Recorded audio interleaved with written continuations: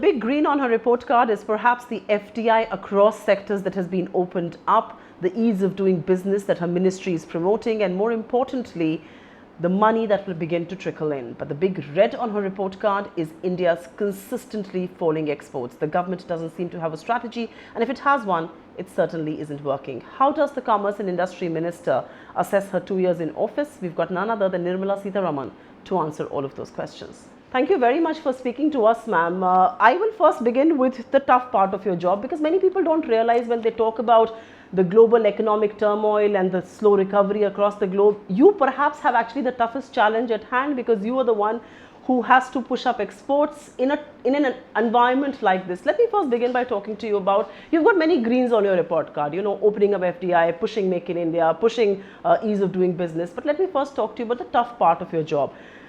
Pushing up exports in an environment like this, 17 months of fall in exports. Will you today admit that it is actually a lot beyond just internal factors? There is just so much you can do and not much more.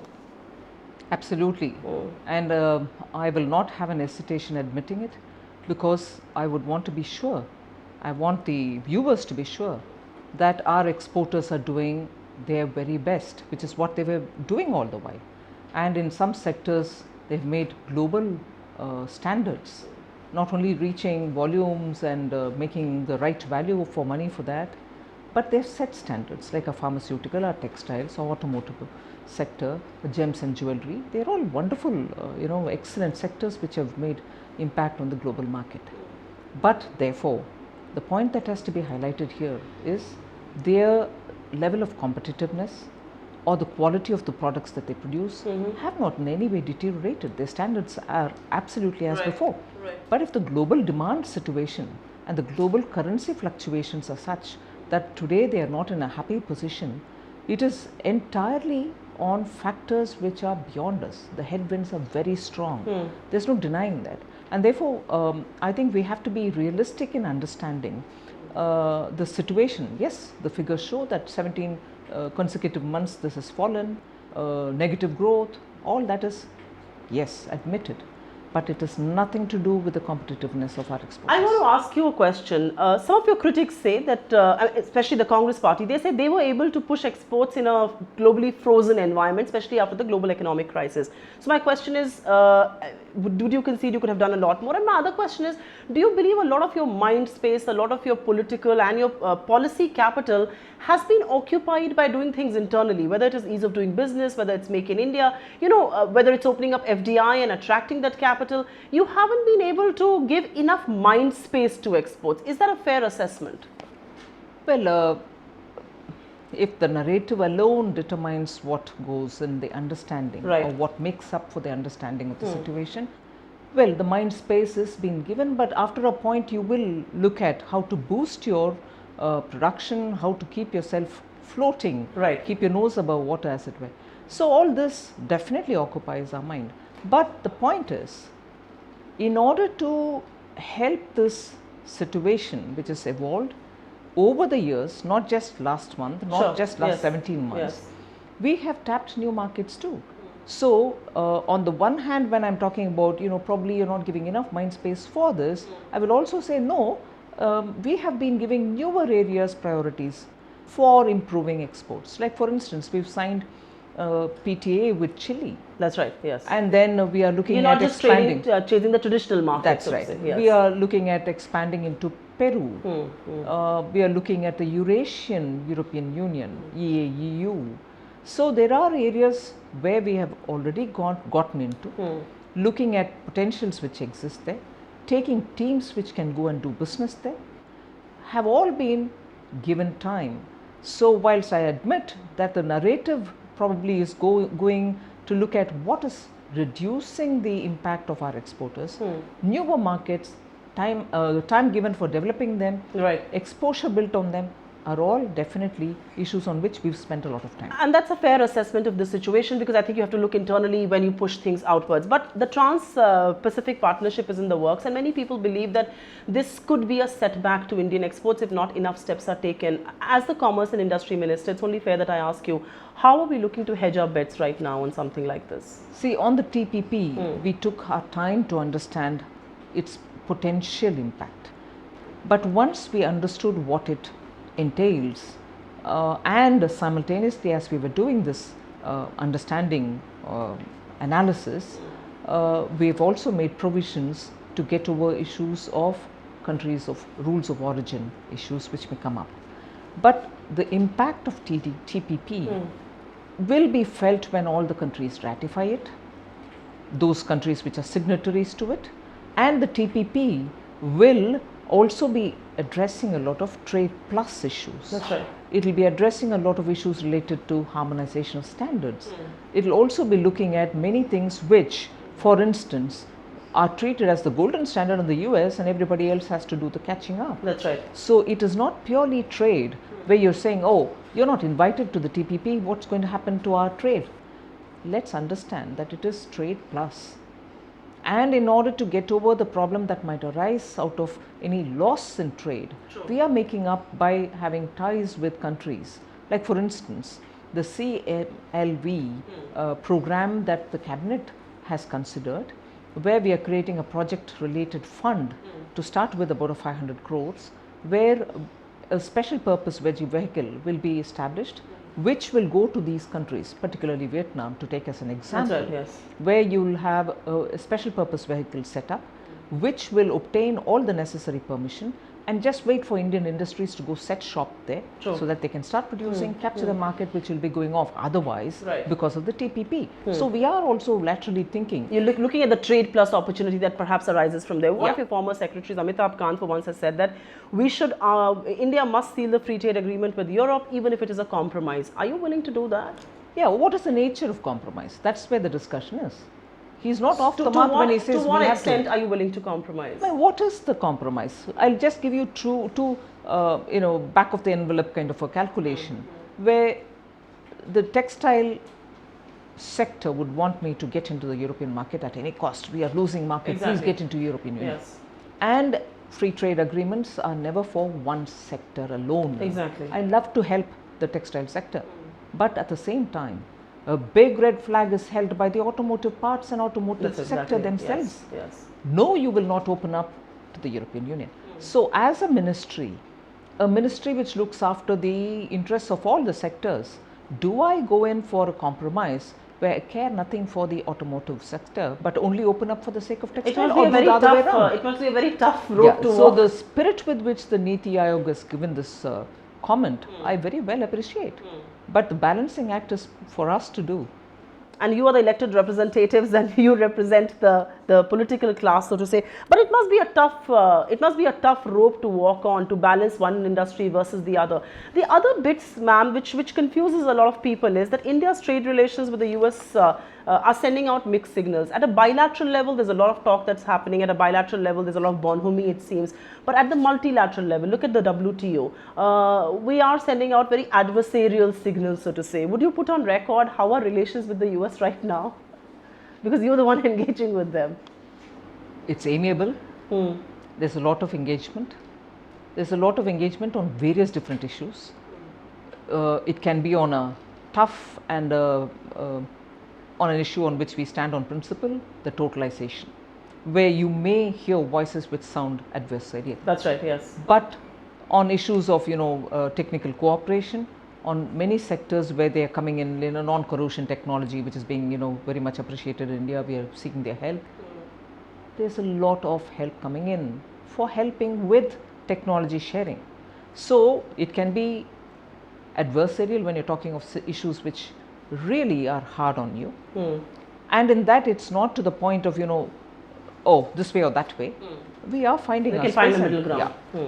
And on issues where there is technical cooperation which is required, of course there's definitely a lot of cooperation. So with the US, it is a very dynamic engagement. It has its rough and soft. So it's dynamic when you need to talk soft, and it's tough talk when you need to do that. But if I may just point out one issue, the solar ruling, and of course you've made an appeal, and many people wonder if it's rejected, will you have to subsidize the foreign solar power panel makers? Is that something that you worry about? There are two things here. One is the appeal which we've already gone ahead with, which is the appeal post verdict which went against us. for the domestic content requirement. So that is one thing Right. on which we've already gone to the WTO appealing.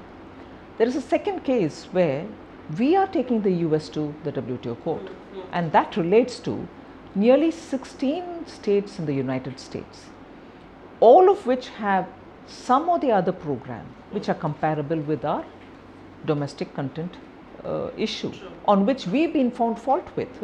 But if 16 states within the United States of America can do something comparable and get away with it, Then why and not for the us? US to turn around and say, I'm sorry, this goes against the spirit of free trade and this cannot be encouraged, even in an India, even in a globe which has been after COP21 in Paris, where you want renewable energy to be given all kinds of support, India has to be self-sufficient. In spite of all this, if you've been talked down to, saying, oh, I'm sorry, we can't accept it.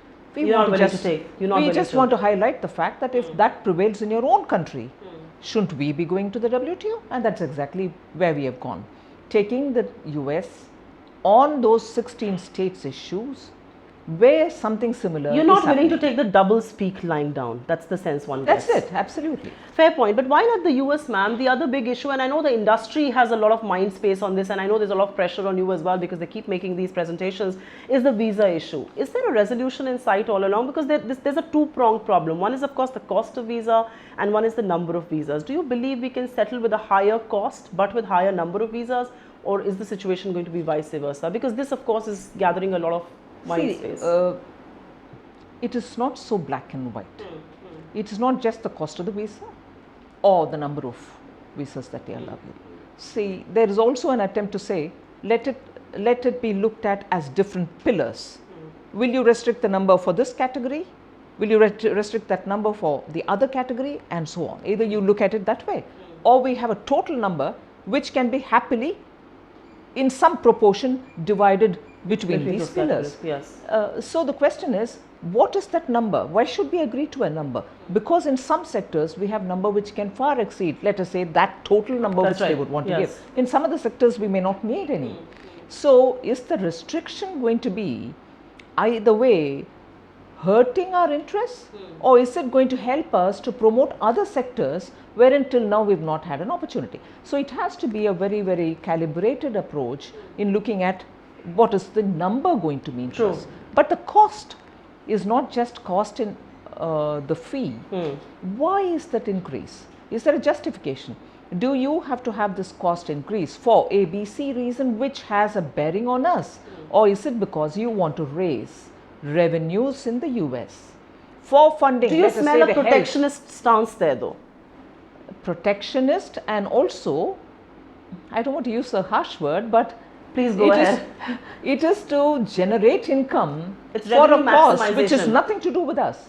Let us understand, if for health budget they want to have money raised, there is a suspicion, and many in the industry speak of it, and I'm not saying this with a I certain sense of understand. authority. Yes. I reserve my right to be corrected in this, but then the fact is, there is a suspicion that it could be the fee, visa fee increase could be for meeting budgetary requirements for some other totally different subject. And why should we be Why victimized? should we be paying for something which the US citizens are going to benefit, which is purely a US budgetary matter? So the question of the reasons behind the increase in the fee is also a matter of concern. It is not just to meet the visa charges. They are, and this is applicable even for the United Kingdom. That's right, yes. Where they have openly admitted that they are raising the visa fee because they are wanting to train in skills for UK nationals who today are not available because of lack of such skills to compete for the jobs for which Indians are going over. Yes. I mean, I'm sorry, this is a very convoluted. Yeah. Is way. there a resolution in sight though on this? Are we anywhere close to it? With the US, of course, we have already sort of taken a call saying we'll again go to the WTO saying this is an unfair trade practice. Yes. And it is a practice which is very protectionist and doesn't help, because if for goods you have customs, duty or any other non-tariff barrier, here is services being treated in the same way. You're bringing in non-tariff barriers, or you're bringing in charges which are not commensurate with that sectoral requirement. Fair point. So both for UK and for US, we are contemplating. And the for industry is US, of actually course, looking at a resolution that you may arrive at. we'll certainly be yes. looking at resolution, because our intention is not to take the US or anybody to the court only because we want to Fair have, point, you know, yes. for want of movement in it. How many ever times we have spoken on totalization, we have not had anything for moving forward. True. So it has to be using all options.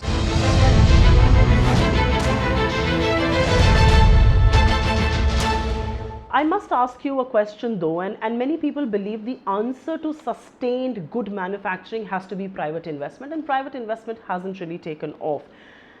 Do you blame high interest rates for it? The industry has Undoubtedly. I will not hesitate to say that the interest rate is one of those factors which makes manufacturing very difficult. If anything, you're familiar, 96 factors on which ease of doing business had to be worked on. Right. States worked with us on it for the year 2014-15. Then we've come up with over 300 on ease of doing business. Please reform yourselves so that you become competitive. But in all this, one thing which has gone unsaid is the cost of credit. Let any argument be given to me saying no, arbitrage included, it'll all work out to be finally the same thing abroad or here. I don't just buy that argument, because for those who do not have access to the international market, for those who are purely dependent on Indian credit availability, They are crunched for. they are crunched. So whoever is talking only of the big ones who may have a foot somewhere outside and who through their group company holdings can borrow.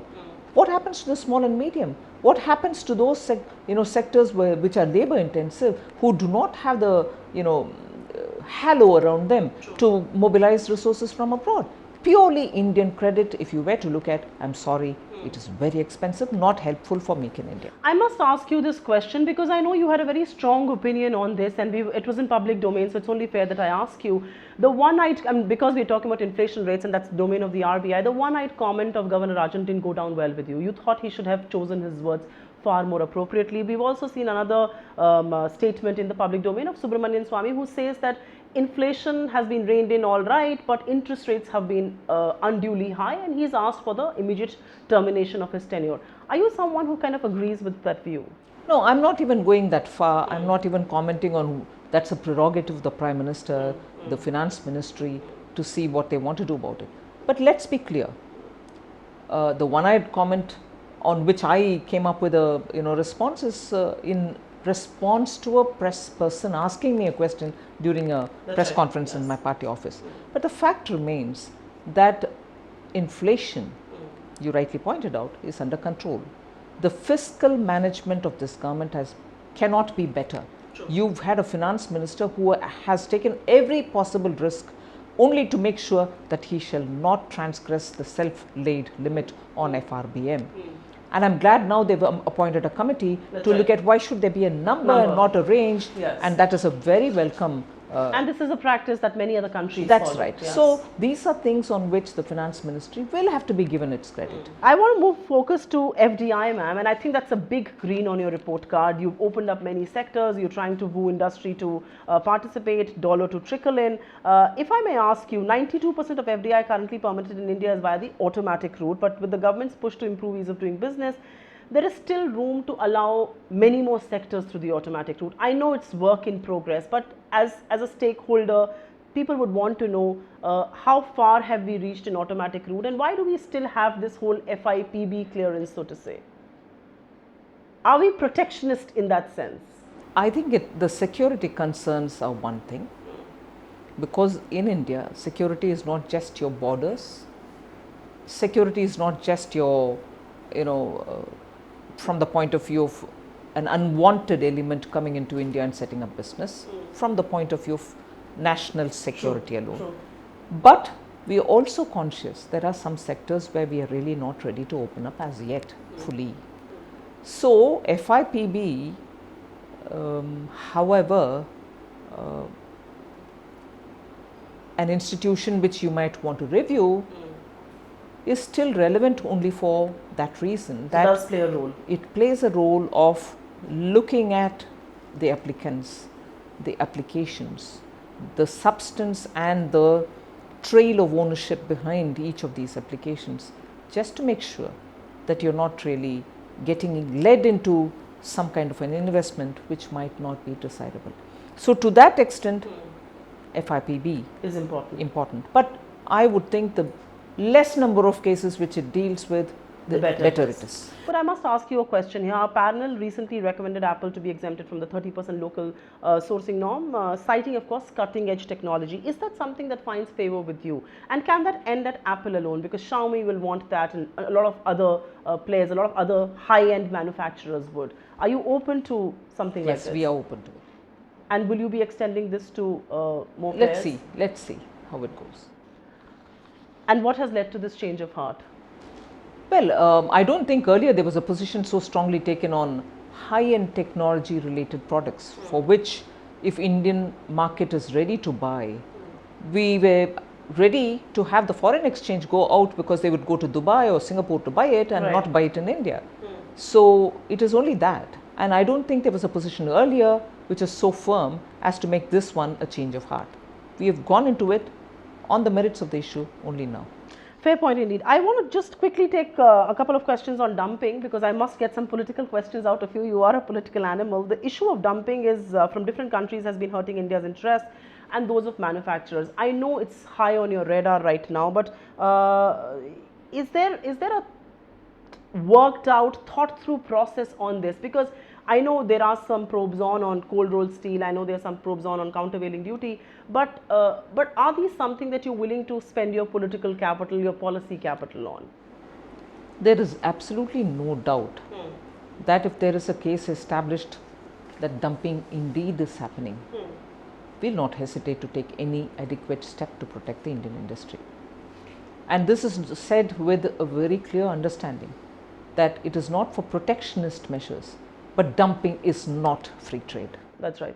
So let's be clear on that. So here you're only being fair to the principle of free trade, but at the same time cannot sit back and watch where dumping of that extent happens and you have nothing to do at all. Yeah. Yes. So we are moving definitely much speedily, and the institutional arrangement and the mechanism that we have all been given a boost. Where manpower requirements are required, I'm glad to say the PMO and the Cabinet Secretariat have been absolutely flexible, saying no worries, go ahead, because this is an area in which till now not much attention had been given. Safeguard mechanism or anti-dumping measures are fully WTO compatible. That's right. It's a sad situation that till now, for whatever reason, they have not been invoked quite often as they should be where necessary. But now we are not hesitating to use them. So ma'am, while some people will debate if it's Achhe Din for the economy, and that debate can keep happening in the public space, Achhe Din for your party have certainly arrived. You toured extensively both Kerala and Tamil Nadu. You've scored there. You now forming a government in Assam, which was a Congress stronghold. West Bengal, you've at least scored. You've opened an account, so to say. The question really is that this is Achhe Din for the economy. Is this a validation of sorts? Because your main opposition, the Congress, is almost staring at decimation. That's right. See, the commitment of the Prime Minister, commitment to the promises that he gave, and the fact that he is delivering on several scores, it is showing off. And although we are talking of state assembly elections, the mindset of the electorate will definitely be influenced by the work which is going on in the central government. However, the state issues predominate in state elections, and in Assam, it's not just this election. I think the party and related organizations have worked over nearly now 10 years very hard at the ground level in some very outflung areas, and that is obviously a result of the hard work which has gone on the ground. And similarly in Tamil Nadu and Kerala particularly, the violence which our workers have faced is not small, and as a result of which today, gradually, although we won only one seat, I still think we've made an impact. I think you've been a spoiler there. My last question to you, and I know these state assembly elections don't make a difference to the Rajya Sabha numbers, but do you believe you have far more political mandate today to push through the reforms? There's no doubt. There's no doubt. Congress's obstructionism has been voted out. Parties, single member parties, parties which are purely based on caste, if they get thrown out, for instance, like the way it happened in Tamil Nadu, one can understand it. But for Congress to get decimated is a complete rejection of the Congress's ways which in Parliament, because people are watching what is it that you're doing sitting in Rajya Sabha, and where many of the finance bills don't even have a necessity to get the approval from Congress, but the rest of the bills, you have absolutely no justifiable reason to say, sorry, we are not supporting this bill. Have a debate, reject it if you want, and if you have the courage But of at least conviction, consider it and reject it if you don't like it. But you can't say we can't even discuss it, we'll stand in the well. Is it fair then to assume, and this is my last question, and a lot of stakeholders are looking at this, GST is supposed to be this game-changing reform. Is your party going to go with renewed focus, renewed vigor, given the political mandate in the monsoon session? Are you going to push the GST through? Well, I think the finance minister made it very plain that he expects it to come through in the monsoon session. The Congress, I would think, and I would appeal to the Congress, given the reality of what is happening in the 5 states today and the way in which they have been rejected, they should review their position. And they cannot play this obstructionist game anymore, because people do not want you, even as opposition in many states. That's right. On that political note, ma'am, thank you very much for speaking to us. You have a tough task ahead of you, but of course, many, many greens to your credit. Thank you very much for talking to us. Thank you.